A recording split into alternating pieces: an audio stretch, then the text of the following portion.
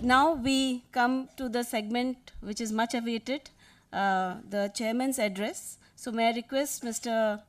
T.S. Vijayan, chairman of IRDA, to come and give the inaugural address. Thank you, sir.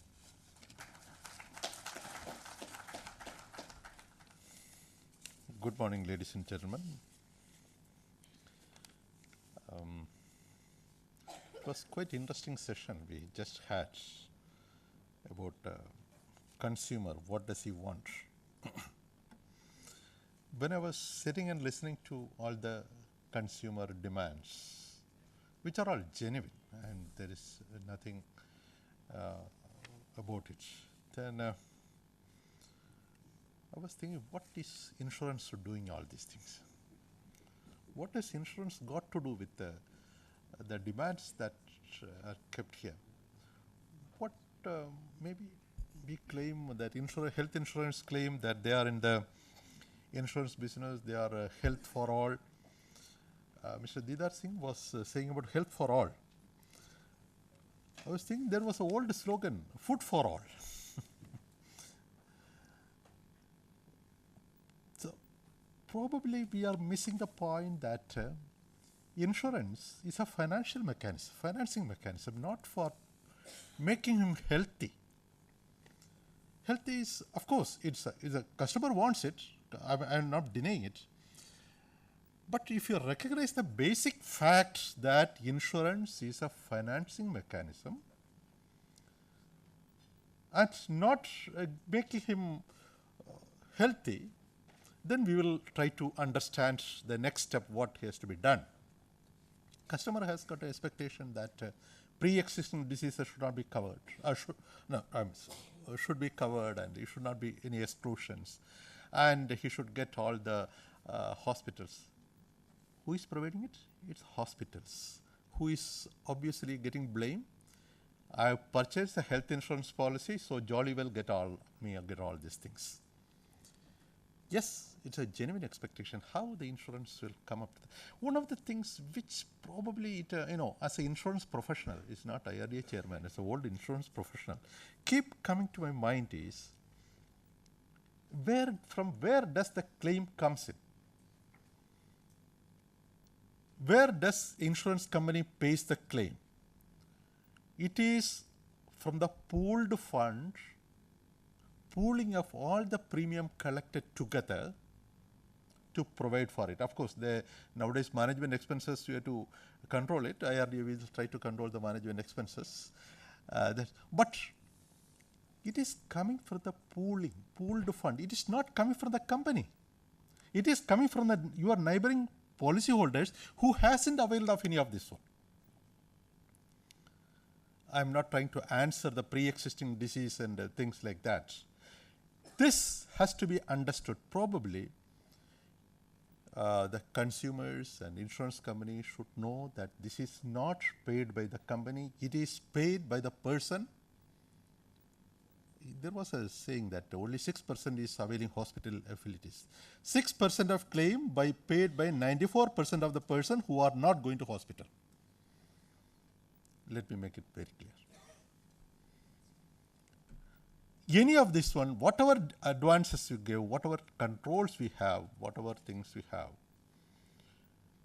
is there because there's a huge demand in the market. The premium has to be limited. You cannot charge abnormal premium. Again, you'll come to that thing, food for all. Food for all, we talk about a fair price ration card distributing food. But middle class person is going to stand in the queue in the ration card to buy food. He will rather go to a supermarket to buy food. If you want to go to supermarket, you jolly well pay for that. After paying the ration card money, if you get that type of food, then it's a slight embarrassment for anybody who is going to provide it. I was discussing with one health professional some times back about the price control of drugs. What the person was saying was, in the industry for quite long, what the person was saying, the government has identified 14 or 15 drugs, I missed the number, 16, 17 drugs, which are essential, life-saving drugs. The prices have to be controlled. Fine. It is a life-saving drug. Price has to be controlled. It's a laudable idea. It's a great idea. After 2-3 years, 11 drugs went out of market. All it says is there has to be a balance between what financial person can give and what person will. If expectations are much beyond that a finance can fulfill, that is one which I thought I will put that point here for the customer discussions. This is a mechanism where there's a financing, the cost involved, pooling of money, neighbor is paying your cost of treatment, etc., etc. With all these things, if health insurance is growing at 25-30% year on year, it has touched 20,000 crore a year. Health insurers have to definitely look into it. What is expectation from a customer? Who is the customer? Who is the customer for health insurance?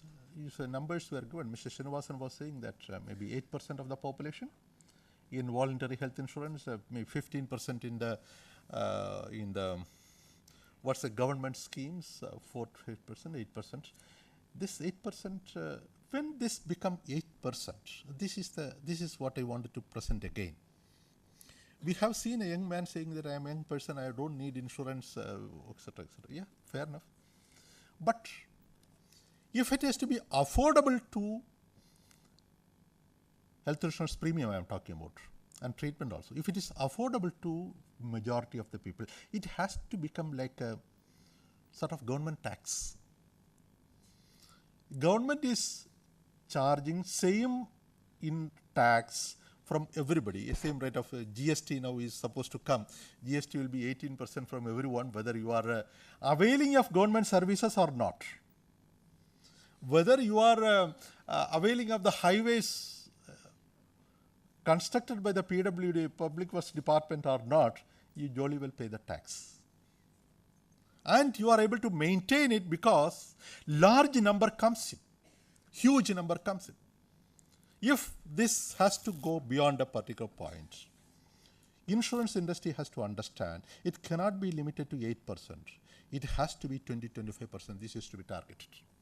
If the customer base is not increasing, obviously, anti-selection in underwriting, as they call it, anti-selection underwriting, it will come in. That will inflate the prices, deflate the expectation gap, the expectation and reality gap will increase in the customer when it comes. Maybe that's the way. Insurance companies have to understand how to increase to 8% to 20%, 25% in the short.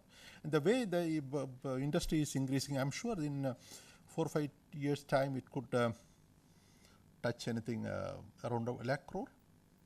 That's the way it's going. The premium is growing and the industry is growing. I'm not predicting a particular number. In lakh is possible here.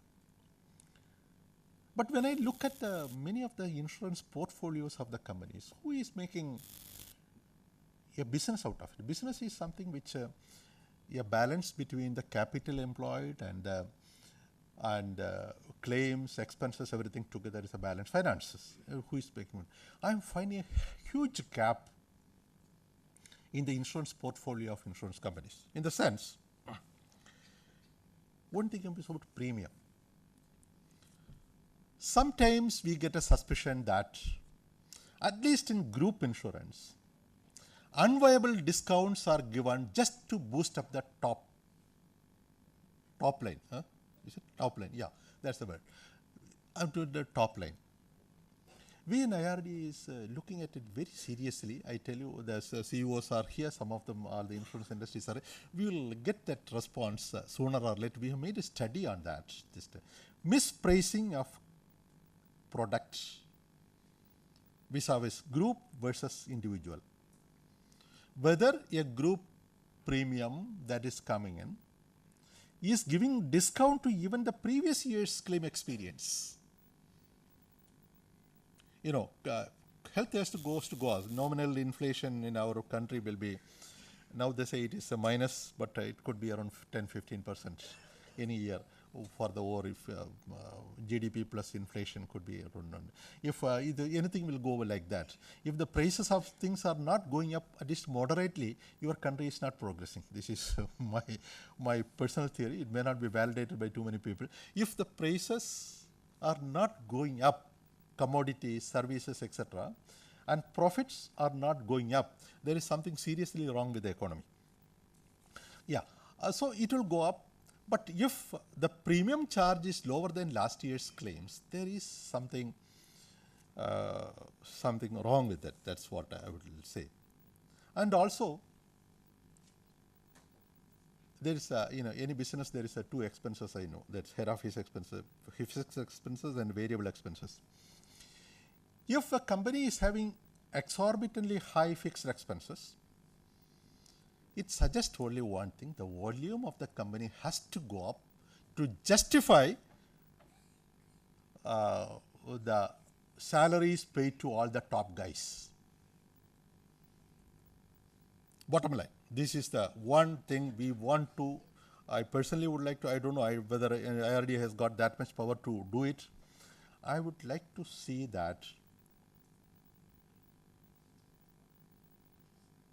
the expenses in this sector is aligned to the volume generated by that. Otherwise, let the shareholders bring it for some time, otherwise let them find up the company at least. Why should we have a company like constantly having losses and saying that we are going, when the company makes losses, that is the time when they try to use shortcuts. Like somebody was saying a thyroid, Archana was saying about thyroid condition, and I'm not a doctor, I don't know anything about these things, but thyroid condition affecting general metabolism, and somebody getting a heart attack, you did not report the thyroid condition at 5 years back, that's why you got a heart attack, and so you cannot be paid the premium. Maybe, I don't know, I'm simplifying, it's too simplistic, I don't know, but so, when does it come, friends? It comes when the company is under pressure to limit the claim to have something as a profit margins also. This is what I understand. Hence, the entire question that IRDA is involved is whether the pricing is right, whether the expenses are right. Across the class of customers, they are going to give equitable treatment, whether individual customers or group customer is going to give equitable treatment.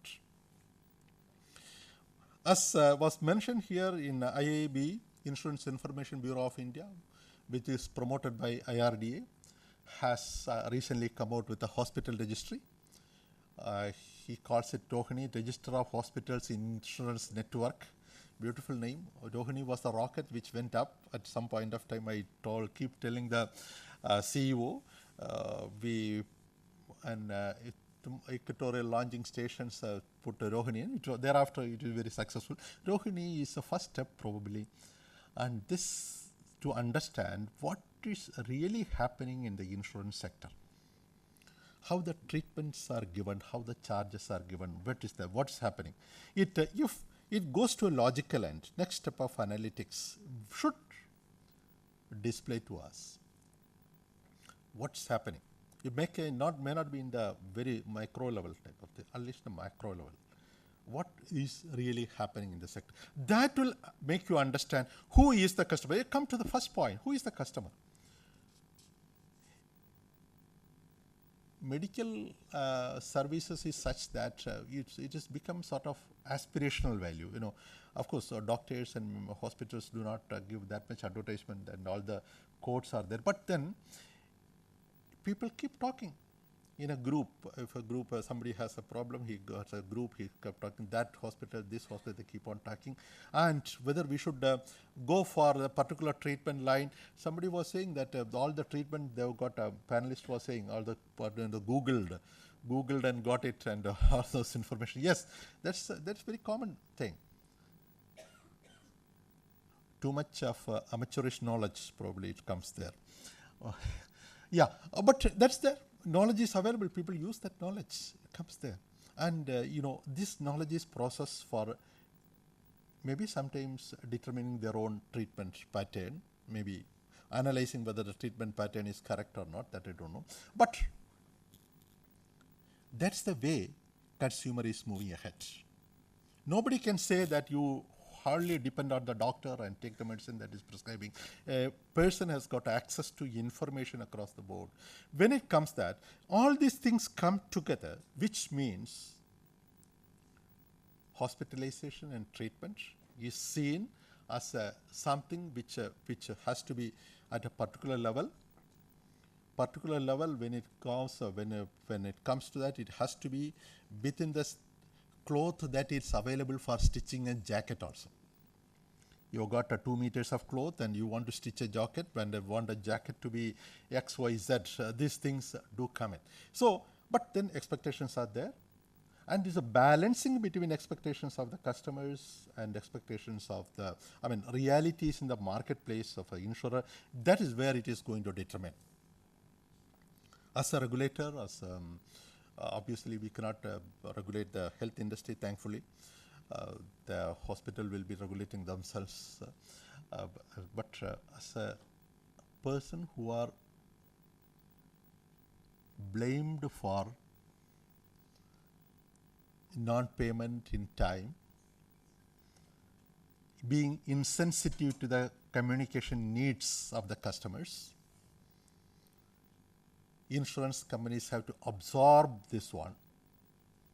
It's the reality. Whether they are doing it or not, this is the expectation.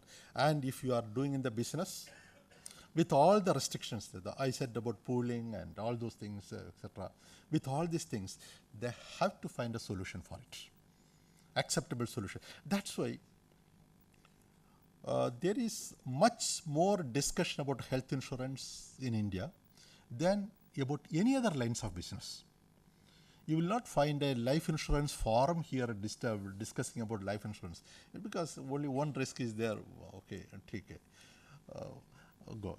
And you will not find too many people discussing marine insurance here. I don't think there is a marine insurance forum sitting here, because not that it does not affect the people, but it has fallen into a pattern.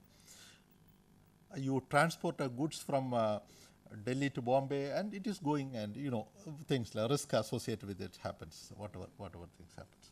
Now, of course, there's a risk of flood coming in between also.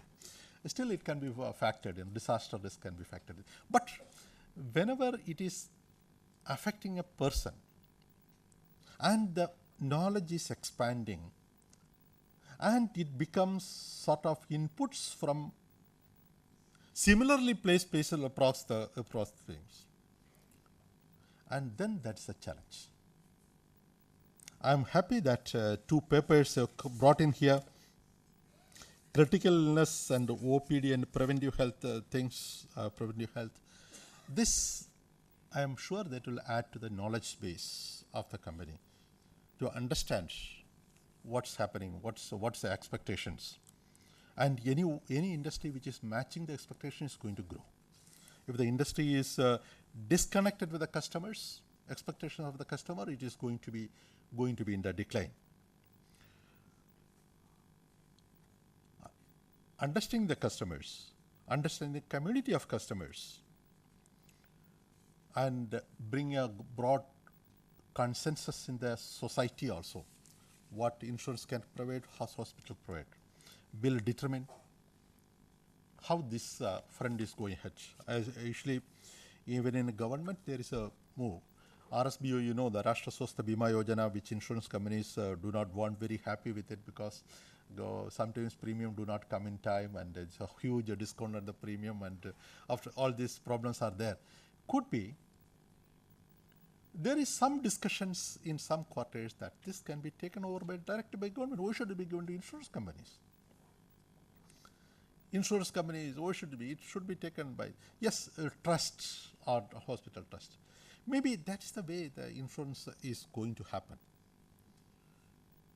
Rather than organized whole companies, maybe down the line, like banks become a payment bank, small bank, etc.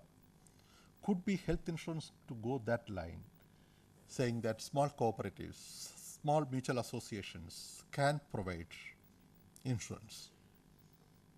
Insurance is, after all, pooling the money and giving to them.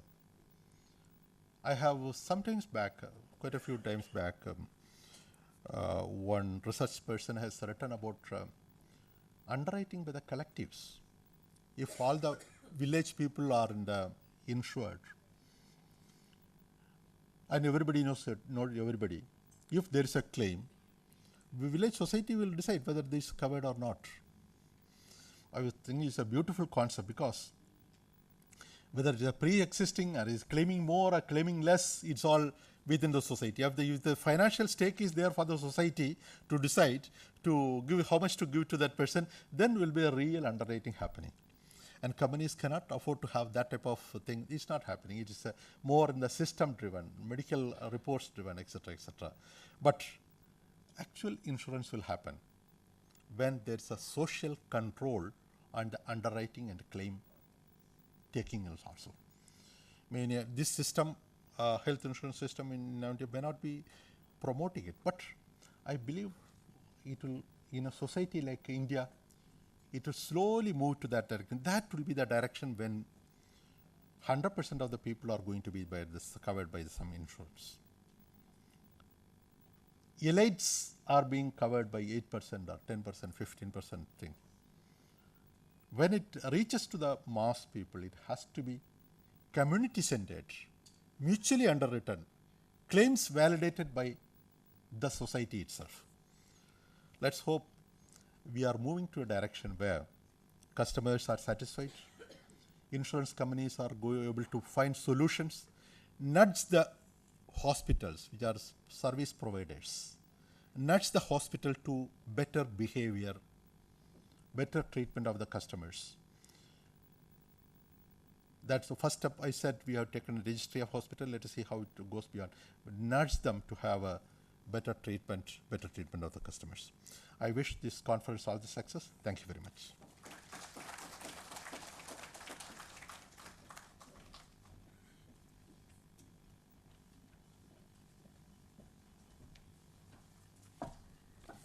Thank you, sir, for that very erudite, visionary, and thought-provoking address. You very clearly underlined the thought that needs to be kept in mind, that the expectations and the ability of the insurers to provide insurance needs to be balanced.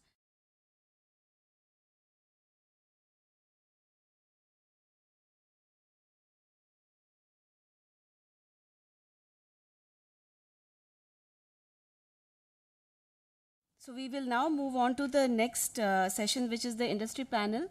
While they are setting up the panel, may I just announce to the august audience over here that Dr. Narottam Puri, who is amongst us, has been announced.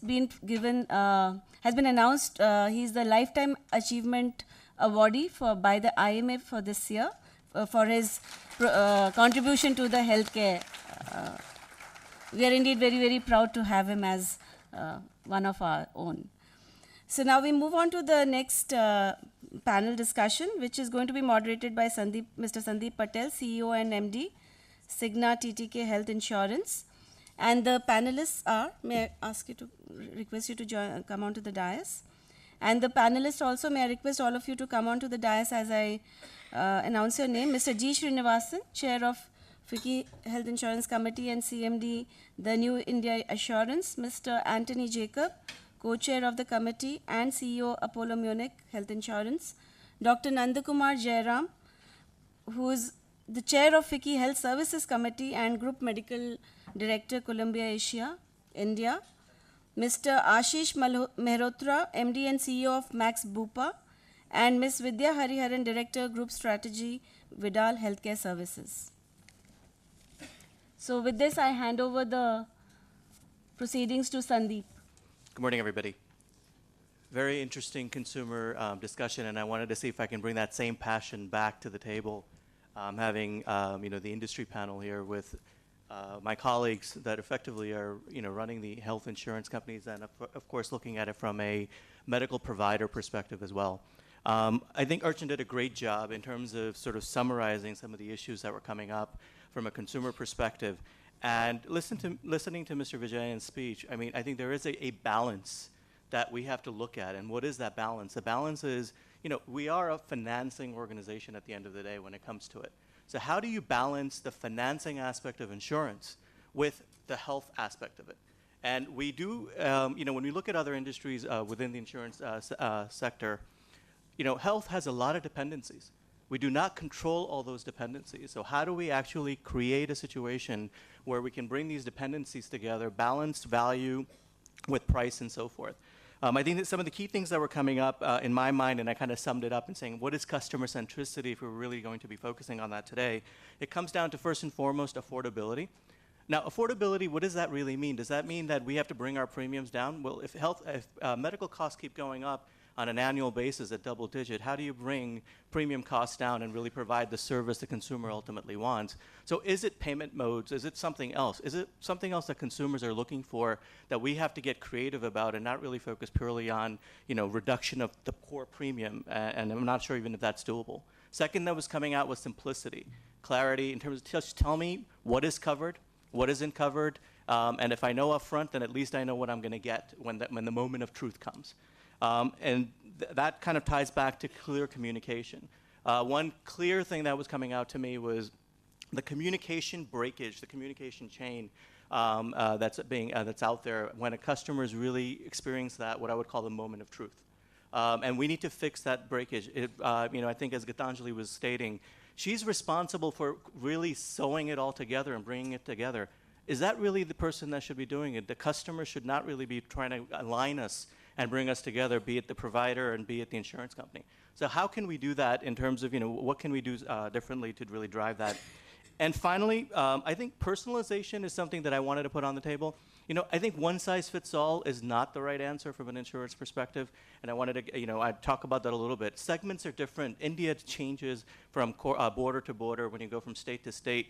You have multiple segments sitting within India. So what kind of solutions, what kind of products can we put in place that really address that as well? And that might help us address a lot of different things. So with that, what I'm going to do is I'm going to start off with Mr. Srinivasan. And what I wanted to really ask Mr. Srinivasan was, based on what we just heard from the consumers, based on what we heard from Mr. Vijayan, do you believe that health insurance today, what we're providing in the market as an industry, is that meeting the ultimate consumer need? Yeah, thank you. See, the health insurance industry has come a long way. It's there for the last, in a structured form, at least for the last 30 years, though it was there even earlier in a smaller way. Today, we have a large number of products, hundreds of products, primarily addressing the hospitalization space, because which is what is under control of the insurance industry and its TPAs and others. So there are large number of products, but addresses only that particular segment. Clearly, only a small section of the population has availed this. A large section needs to go for this. So that's the job, we have to do it simultaneously. But what we are now seeing is there is clearly an expectation of more covers from the insurance industry. That is why we had today this knowledge paper on OPD treatments, preventive care, primary care, focus on wellness. So clearly these are areas where the insurance industry needs to get into, because a large percentage of healthcare expenditure is due to outpatient treatments and preventive care and primary care. So this segment is today completely not covered by the insurance sector. So we need to move into that. There are need for products which will take care of this. But for doing this, we clearly need an ecosystem, an infrastructure, wherein this can be made workable. Today, the reluctance of the insurance industry to go into that space is, we don't know whether we can price it at all, because whatever we would price it, probably we'll end up paying more claims, because we have really no idea how to operate it. So that is something which can be put in place. So those kind of products would be made available. But what I would really focus at this point of time is, we have a large number of products, but some fundamental things need to happen. One is, these products have to become very simple. Today's our products are very complex, neither the insured nor the insurers fully understand what they are really giving us insurance product. That is why a lot of grievances come in. So we need to simplify the products, make it more transparent. Maybe I would even radically say that we should move in for a, because only a very small segment of the population is covered, we should move in for a standard product, which is available in all insurance companies, which people can take, which is very simple. And then probably we build a lot of options onto that product so that others can take it. Because the Indian insurance, India is still financially not very literate. We need to admit that. So I think we need to go for this restructuring. Otherwise, there is going to be a lot of distrust. I mean, clearly a lot of people do not take insurance because they feel that insurance policies will not address their needs. So I think that is probably a very fundamental aspect, I would say, apart from what I talked about, getting into newer areas. Thank you, Mr. Johnson. Anthony, if I can turn to you, I wanted to get your perspective in terms of what the consumers were saying, and are we doing enough as a health insurance company?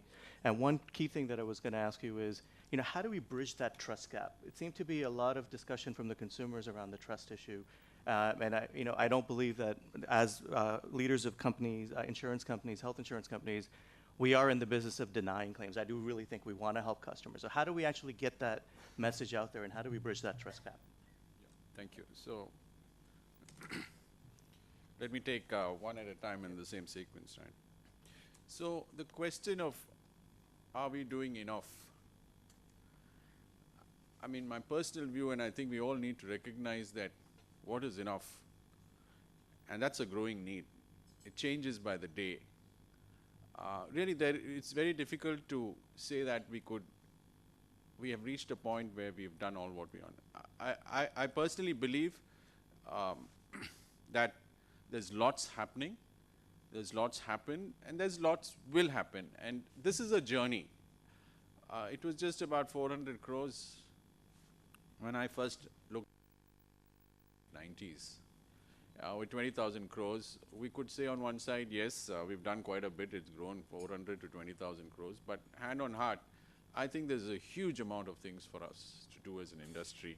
And I'll be the first one to say that. But having said that, I think we should also not keep beating ourselves on this issue. And I think customers and people in this audience also should realize that, we are trying. There is a lot of challenges. At the end of the day, it needs to make sense to three sides, all the three sides, the customer, the provider of the service, as well as the insurance company for us to. Anyone is impacted, the chain breaks, and then you have to restart all over again. So let me just give you a few examples of things which have progressed over the last few years, and which I feel we have done. But I'm the first one to admit that there's still, there's lots more to do, right? Now, somebody spoke about, elderly people getting covered and not covered, right? The fact is that all of us, every health insurer today, whether they like it or not, offers lifelong renewal. So that was an issue. There was a time when there was claims loading. If you claimed, you would be loaded. No company is allowed to load on claims now from a regulator's angle. So it has again become a customer friendly.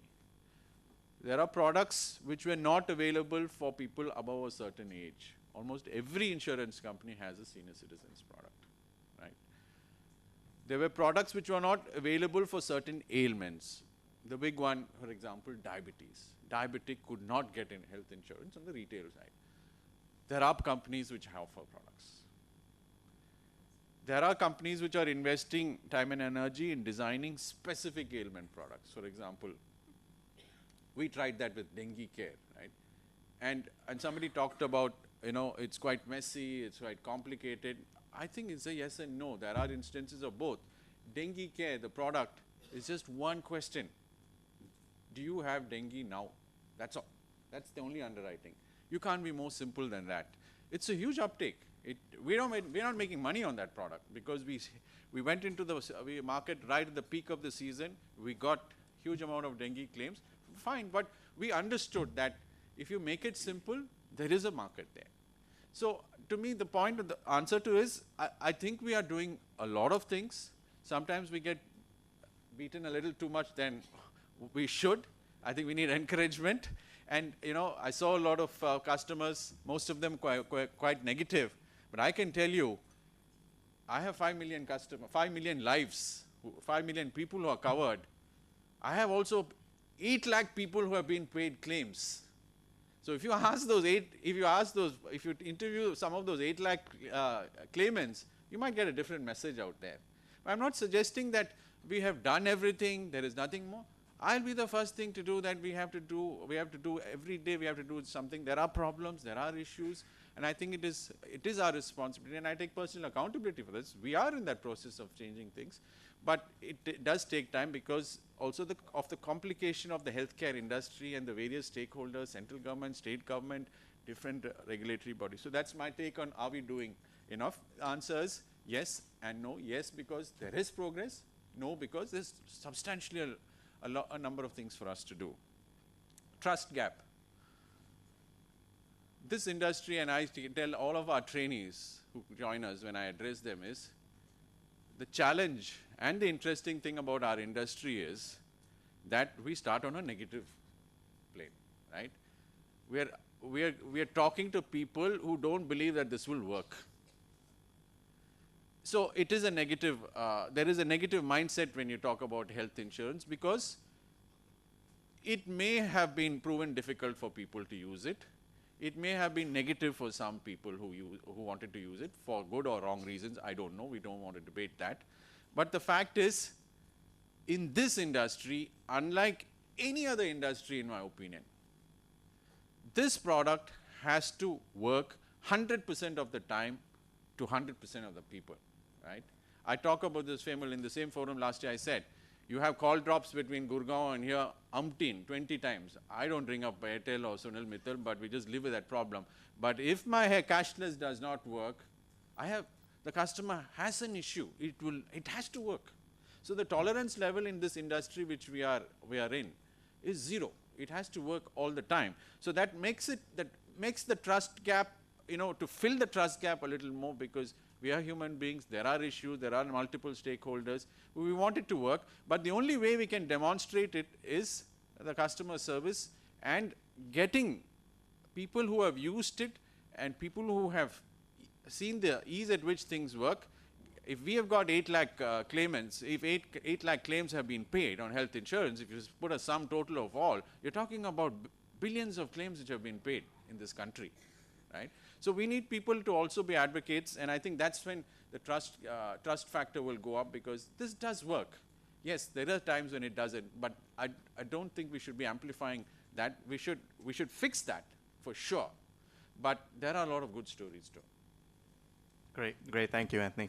Dr. Jairam, if I may turn to you, and I think that one of the things that was coming out was really around the communication gap between the hospitals or the providers and the insurance companies and the consumer and the customer.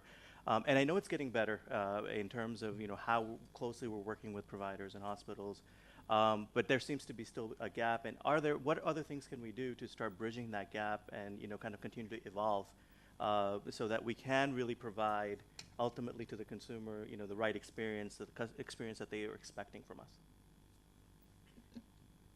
Thank you. It is fair to say that the communication between the provider, the insurer, and the TPA is not where it should be. And there are several reasons for this. Firstly, I believe, and the most important, is the slowness with which there is transfer of data from the provider to the insurers and TPA. At this point, very few options for electronic transfer of information back and forth and of getting clearances happens. As a consequence of the lack of communication between the two of us, the net result is a dissatisfied customer. And the customer, the patient, does not know whom to look up to, because there is a question of pointing fingers back and forth. And therefore, I believe that the first and most important is to digitalize data transmission between the provider and the insurer, which is a huge step forward. The second, and I believe I would say that the trust factor between the two important players in the industry has improved in the last few years, but has not reached where it should be. And there is one clear reason for this, and that is the unfortunate presence of fraud from various people, including providers, patients who try to, not give appropriate data. To have zero tolerance at all levels, from the provider side and the insurance side, and to be even more stringent on anybody who commits fraud, would speed up, because that would mean a better trust factor between us and therefore an improved level of communication. And this I would say as a very important number two. And I would say that this cannot happen by each segment of the industry looking at it in isolation. If fraud is to be tackled, it has to be tackled by this entire conglomeration as a whole. The insurance, the TPA, and the providers need to sit together and evolve consensus. And the third point, and I say this with absolute conviction, is the need for a better understanding of clinical consequences, changing clinical scenarios, and clinical opportunities that are now available, which the insurer does not fathom to the same extent as the clinician. And therefore, there is a delay, a loss of communication, and a misunderstanding of facts. And these, in my opinion, are three of the areas that I believe working on will definitely improve. Reality. I mean, is it feasible? Is it feasible for us as insurers to really be able to, put these kind of benefits in our products and price them appropriately? Because ultimately, consumers are going to look for some level of discounting to what they may pay out of pocket for these kind of services. Is it absolutely feasible? How do you actually balance the price-value equation when it comes to these services? I guess, you need to fundamentally look at it. It's a large part of the market today. That's about 80% of your market between preventive and primary care, which we are addressing in a somewhat limited manner. There are some companies who have products. We happen to be one of them who are able to do so, but there is a large niche which needs to be addressed. And for you to do that, what you need an ecosystem, the ecosystem which involves in somewhat regulated preventive and primary care facilities. Unfortunately, that ecosystem does not exist. And for us to price point it at a level that it becomes commercially viable for us to offer this to our customers is, I think that's a price equations which we will need to deal with. More importantly, there is another element which comes into play, and we are in a business of honoring claims. I think that's the way to say it, and that's what I tell my people, saying we are in a business of helping people and pay their claims. And if we have to do so, we need to agree that it needs to be priced at a level which customers are willing to pay. There are going to be definitely higher incidence rate. Those incidence rate needs to be accounted. There has to be a degree of transparency, and there has to be willingness for us to price it appropriately to run it in a commercially viable manner.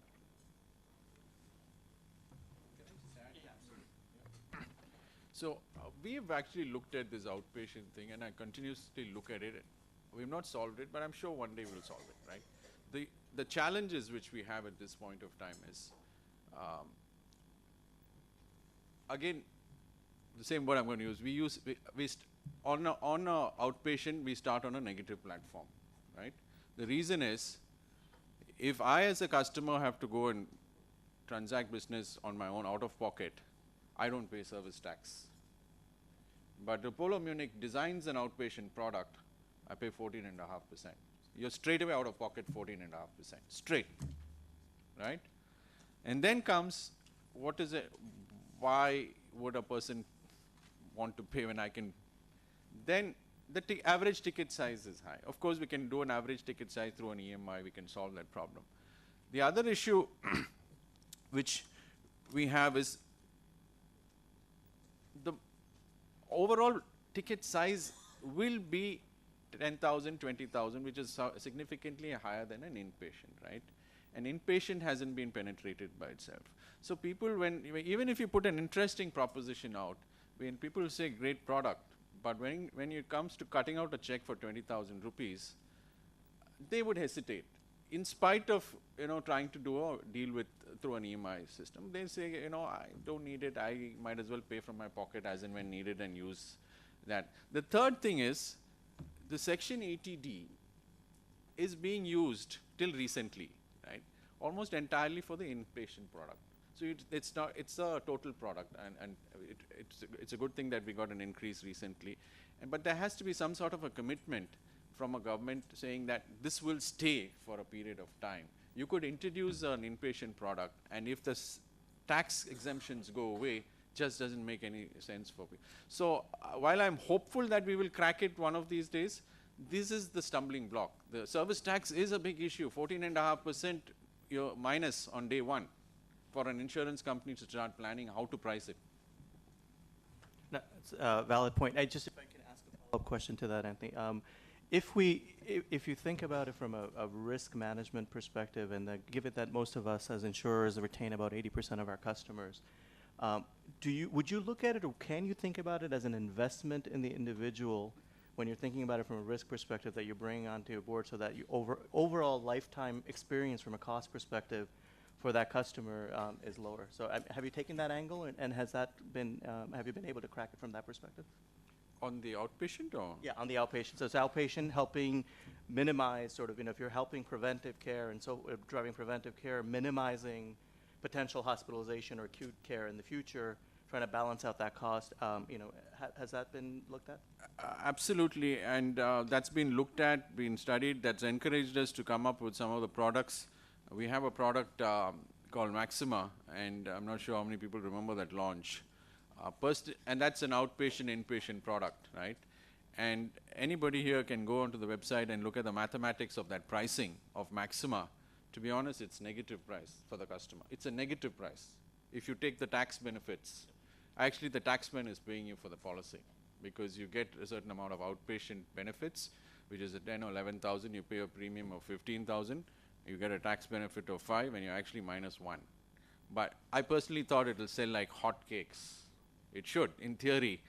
But when we did research, the fact is, people don't want to put that 15,000, 20,000 rupees up front as of today.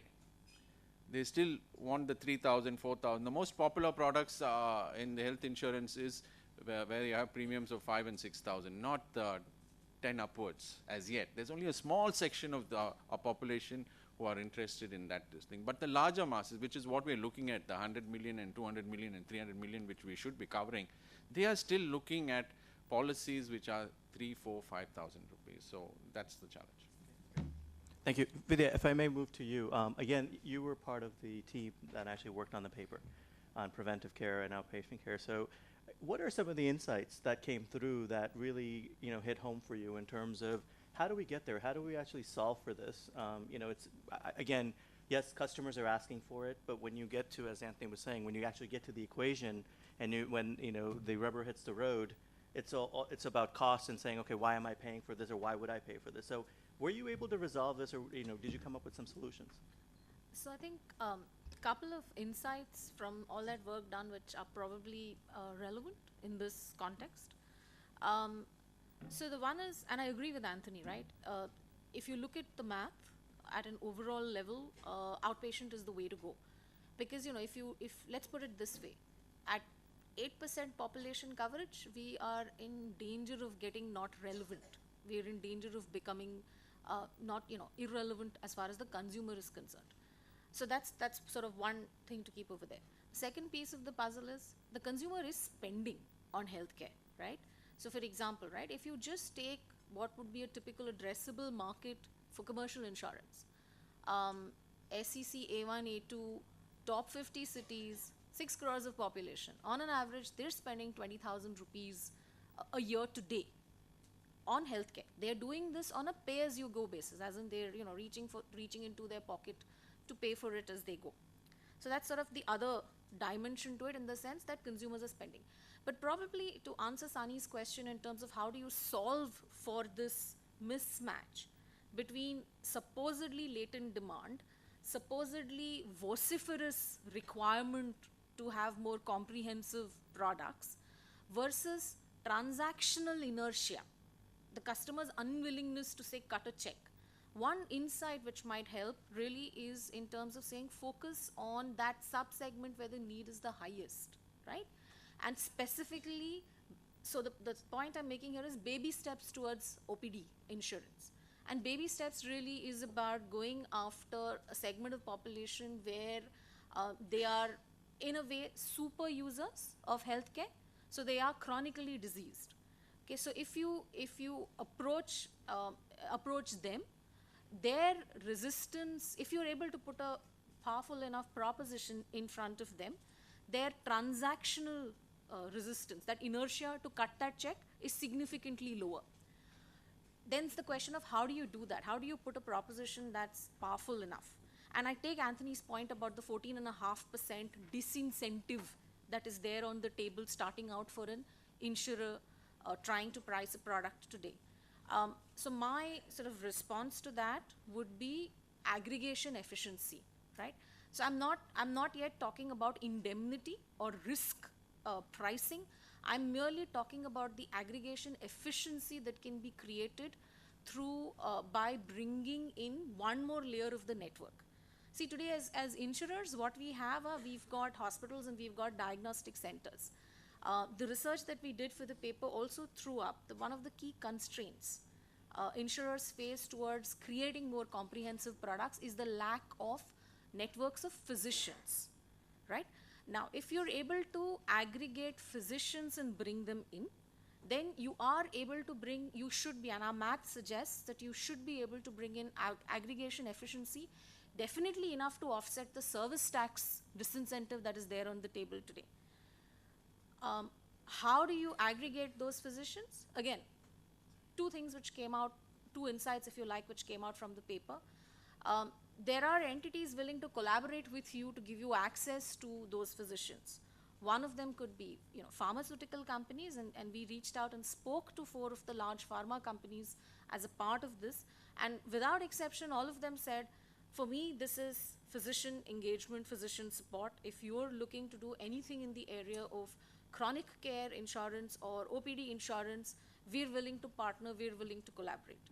The other aggregator, if you like, to get access to, and network physicians would be through the associations within the pharmaceutical industry. So whether that's OPPI or there are several of them. When we reached out to them, there is willingness, is my point. There's willingness to collaborate. So you possibly are looking at a situation where it is possible to create that layer of network. It is possible to create that aggregation efficiency. So that, in a way, to solve for this, I'd say baby steps, okay? Chronic would be one. There are a couple of other things which I wanted to leave behind, if you like, as takeaways.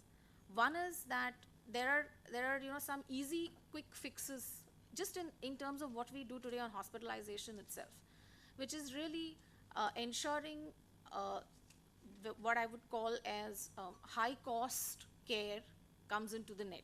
So again, to Anthony's point, inpatient itself is not penetrated enough. And even now, average sum insured in this country is, in the retail market is under 2 lakhs. That's not enough, right?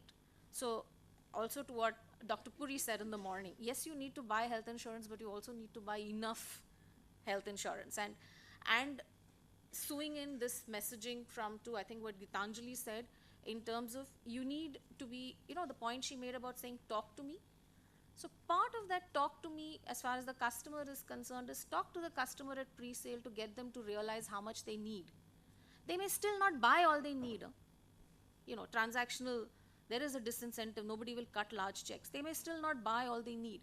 But one other baby step is pushing our distribution mechanisms, our sales teams to write or to get customers to recognize the need for higher sum insureds. That itself is one of the baby steps.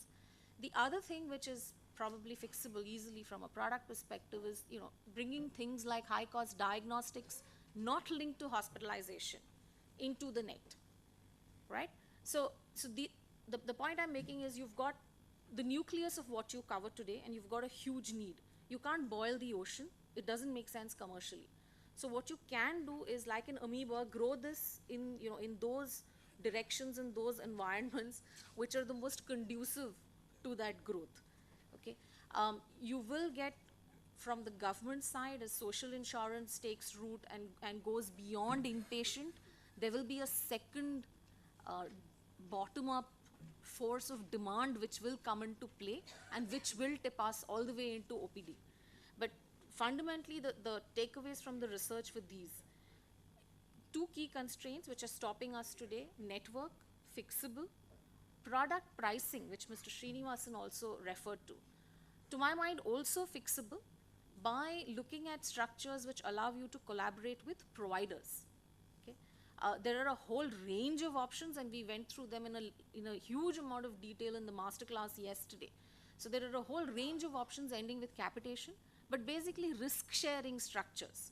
So which addresses the insurer's main commercial and strategic constraint on the table, which is the lack of data to price. You can use risk-sharing structures for, say, 5-7 years, and you will have enough data to be able to price.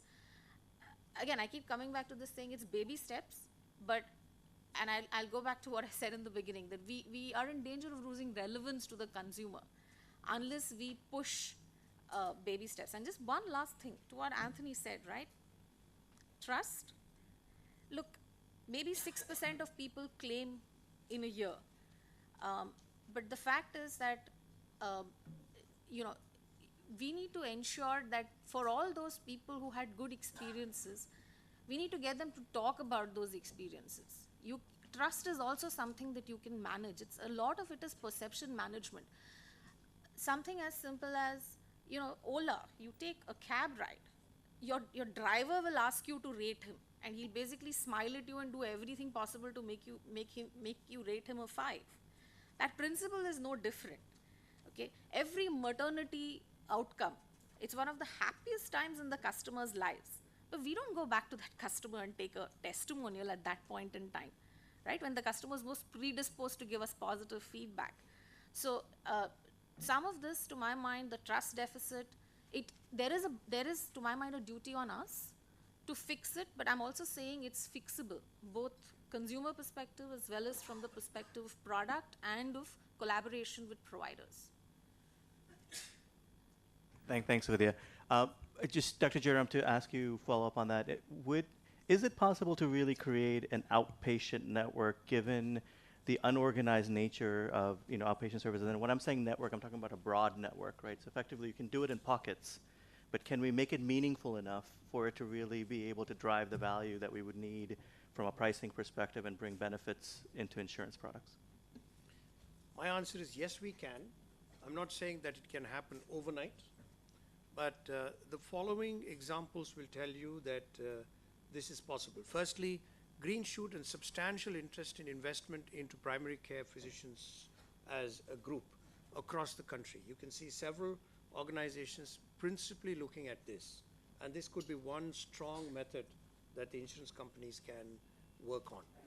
Secondly, if insurance companies really come forward with a comprehensive product that extends from outpatient to inpatient, there will be a strong impetus on providers like us to give you the opportunity to take outpatient services within our systems because it's of benefit.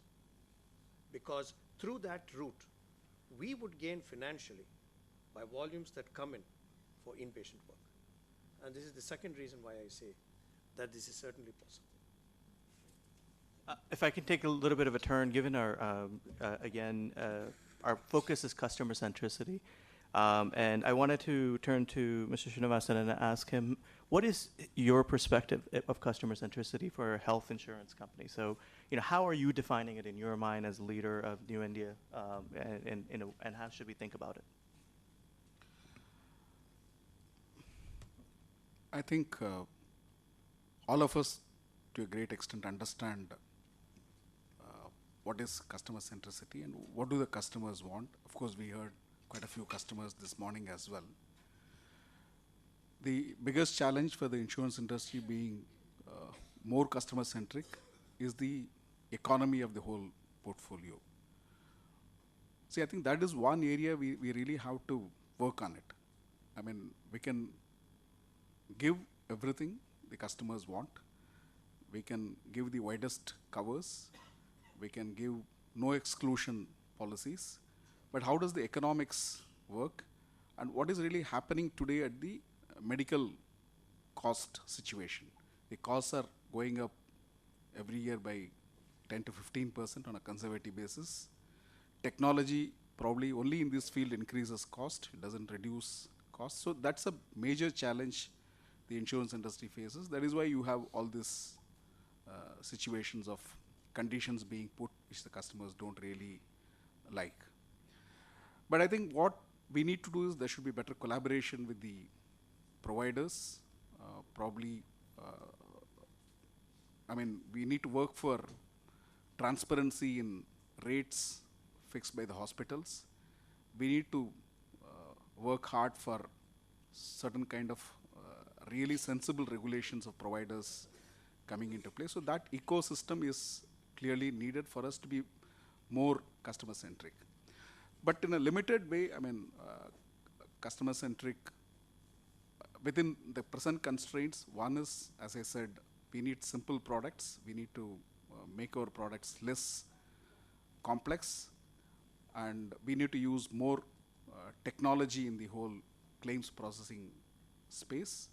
And I think the one feedback which came is very, very relevant, that we don't really, the insurers don't really talk to the consumers, customers, and we are nowhere there in the whole system when the customer goes through a claims experience. I think that's very relevant.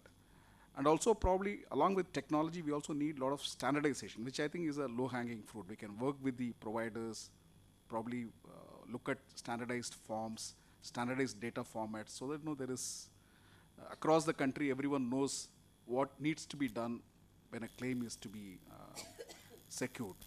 I think these are some of the simple things I thought we can quickly do so that the industry is looked at much more positively by the customers.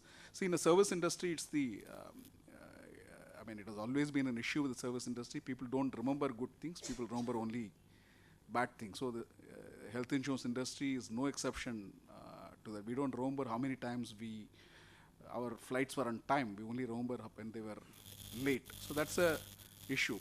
One suggestion I thought is very relevant is paying premium in installments. At least start with 2 installments, something we can look at so that, it makes it more affordable. Great. Ashish, if I can turn to you. From a digitization perspective, technology grows on a leaps and bounds on a daily basis, actually. And so how can we use digitization to really drive, again, customer centricity, the communication issue we're talking about? Are there ways that we could effectively start, deploying digitization? Is that something that companies should do on a standalone basis? Are there opportunities to collaborate as health insurers to do certain things? What is your viewpoint on that? As we look at the business and we look at some of the feedback we've heard from the customers, I hope all of them are customers of some company or other, and we heard the provider views. We look at most of the elements and challenges which we see in a business, and if you look at it, where do we stand today? We are about 45% of the country have some kind of internet connectivity. You have about 927 million cell phones. That's about 80% of the population has cell phone. We happen to be in business of life, managing people live healthy lives, and hope. So if you have to achieve some level of efficiency scale, and at the same time, as an insurance company and as a provider, ensure that our customers are happy, and we have an ability to engage. There's another element saying 6% people claim. They hopefully 90% or 95% of them are genuinely happy because insurance company at a point honored the claim, and the moment of truth worked for them. But there is balance, 94% who's paying for those 6% of people's claim feel, is there an engagement process? Did I get the value for the premium I paid? Correct? And if you were to look at all these elements, and you look at the business from the time we attract our customers to come to us, we try and connect with them, we try and engage with them, we try and fulfill, means offer products to them, and some point in time go about deepening relationship with our customers. All of this can happen seamlessly on a platform, which if we go about digitizing our processes, whether it's claim experience, whether it's onboarding experience, whether it's to do with engagement of 94% of people who don't claim with us, but we want them to live healthier life before we talk about saying what can we do on preventive and OPD business. But I guess those are the elements. And I think at some point in time, collectively and individually, for us to build efficiencies in our business and to provide value to our customers, we need to be there with them everywhere, and that is on their phones. I think it's about internet. I think it's about being there on their phone. I mean, why can't customer just get pre-auth with us? And we just SMS them saying, your claim is approved, correct? So I think there is a big opportunity there.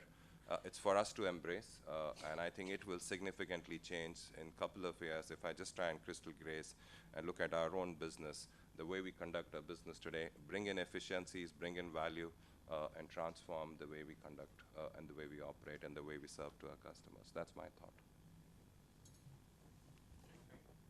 Anything else to add to that?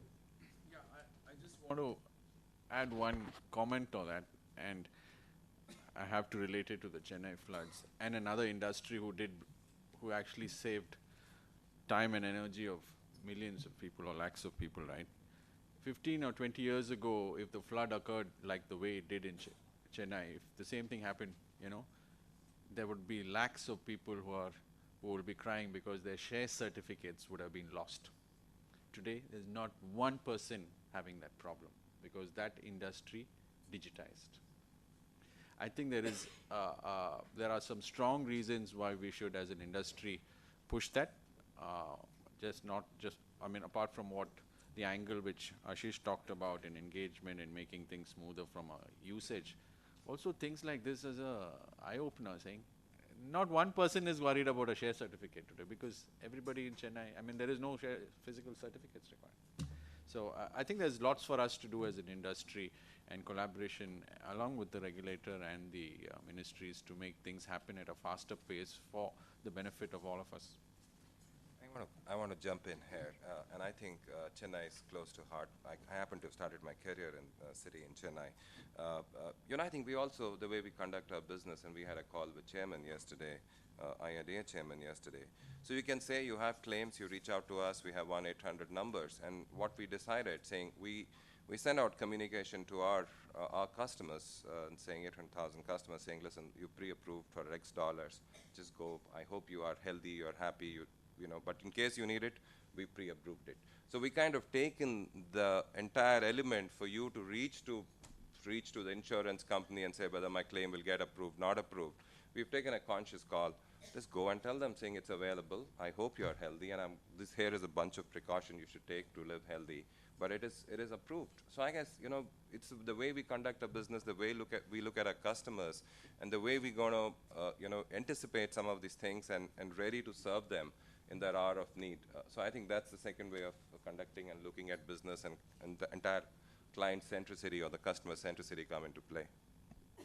Excellent.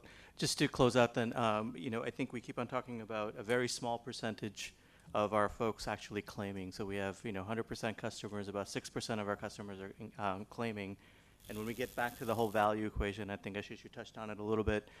What should we do with the other 94% to make sure that they feel like that they're buying value? And a lot of folks, if you think of the younger folks coming into the system, are effectively saying, look, I'm healthy, why am I going to pay for insurance premium today? So how do we drive value into our products and our services so that people are coming into the system early? So Vidya, if I can turn to you in terms of your perspective, in terms of engaging customers that are actually not claiming today. So some of this is going to both extend and hopefully not, but may repeat what's been said before. But to my mind, two themes in terms of customer engagement. And I will keep going back to it because I thought the most insightful thing a consumer said to me today was talk to me. Okay, I just want to dimension that in two ways in this business of saying talk to me. One, as Ashish has said, there's 94% of people whom we don't talk, right? So the context in which the customer in the morning said talk to me was in the context of a claim. You also need to obviously talk to them during the period of time when they don't claim. A lot of that engagement, thanks to digital, is very cost effective. It's cheap, right? So it does not break the bank, but it at least, some of this is, it's a little bit like drip irrigation. So this whole thing of trying to get people to be healthy and stay healthy, you keep dropping information at the consumer. Sure, he's not going to read everything all the time, but at the point of time when he needs, he will remember you. And that itself goes a large way to managing that trust deficit and not having to start at a negative, right? So the first thing in terms of this whole talk to me piece is talk to the guys who are not using your service when they are not using your service. That was one part of it. The second piece to my mind is I think we're losing an opportunity in the 6% of the guys, and specifically the super users among the 6% of the guys, the alums of the world, okay? We need to get them to become our advocates, right? So we need to, for example, right, if the healthcare provider, I'm sure he does, but the healthcare provider to whom alum regularly goes recognizes that he's a super user and he is quote unquote a loyal customer. So just as a Jet Airways treats a platinum customer differentially, we need to treat super users differentially, not look at them as being responsible for an adverse claim ratio as much as look at it as being somebody who can advocate. And if it's a digitally savvy profile, go after those people, identify them, and work with them to make sure that they are publicly advocating us. Okay? So this is fairly common in multiple other markets, especially in retail, where you have, both in retail and in the food industry. If you think about your own circle of friends, you'll have foodies. Okay? There are people who run blogs and they have thousands of followers merely because they go and review a restaurant. Okay? You have a super user who's a super consumer of inpatient care today. If we can convert them into advocates, that's a powerful opportunity and will go a long way to, bridging this divide. The last thing on that list is probably, again, there was a mention of wedding vows. I think as an industry, one of the things we should look at very clearly is getting consumers, make the relationship with the consumer like the wedding vow, the one which says in sickness and in health, right? And get them to think of us in that context. That should pretty much take care of consumer engagement. Great. Again, in the interest of time, I think we can talk about this for hours, so I'll basically bring this to closure. I think some key points, again, coming out of the consumer, consumer feedback, and then, the response from the industry viewpoint. There is a lot being done. I think it's, as Anthony put it, there is a lot being done from a health insurance industry perspective. I think that, we need to recognize that the industry is moving. And I think if you kind of borrow from what Vidya was saying, you have to take baby steps. You can't effectively jump into the ocean and really make it work really fast. So I think the key is, making sure that we are taking these steps. How are we engaging with each other as an industry, with the regulatory body, as well as with our customers to figure out what are the right steps and how do we keep moving in that direction, I think is important. And one key thing underlies all of this, and that's communication. I think communication with each other, communication with our customers, communication with our adjacency partners like hospitals and providers and doctors is extremely important. But if we're going to raise the trust index, I think communicating back out as companies in terms of saying, look, there are a lot of customers that we service that are very happy. I think is a point that was brought up by both Anthony and Vidya. We're not doing that enough, right? So again, how do you raise the trust index if we're not really communicating that back out and saying, how many of our customers are fully satisfied? And I'm assuming most companies are asking after the experience, that, how did you feel about the experience? What can we do differently next time? And I think word of mouth will in itself, generate a tremendous amount of trust. So with that, I'd like to thank the panelists. Hopefully this was really driving this, the same message from a solutioning perspective as we move towards customer centricity in the industry. Thank you. Thank you, Sandeep and the panelists. It was indeed very interesting. This brings to the end of the inaugural session.